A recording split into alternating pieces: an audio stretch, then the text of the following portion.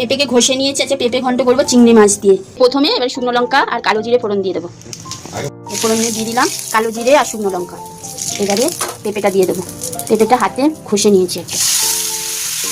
এটা খেতে খুব সুন্দর হয় চিংড়ি মাছ দিয়ে পেঁপে ঘন্ট, চিংড়ি মাছ দিয়ে। আর নাই লাউ ঘন্ট হয় চিংড়ি মাছ দিয়ে, ইলিশ মাছের মাথা দিয়ে। তো পেঁপে ঘন্ট কে কে খেয়েছো বলবে কমেন্ট করে।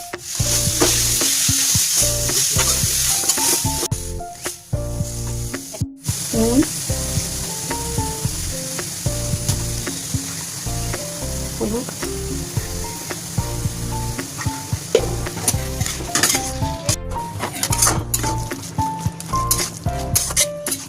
এবারে একটু ঢাকা দিয়ে দেবো।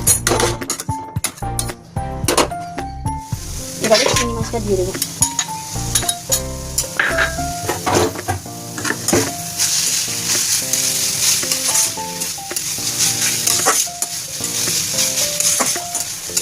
একদম তেল ছেড়ে যাবে, একদম তেল ছাড়লে তারপরে নামাবো। আবার ঢাকা।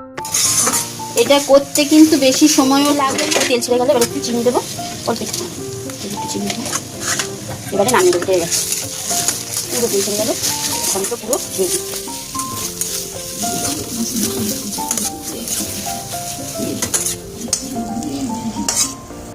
এই যে রেডি হয়ে গেছে। কেমন লাগলো তোমাদের রেসিপিটা তোমরা জানিও। টাটা।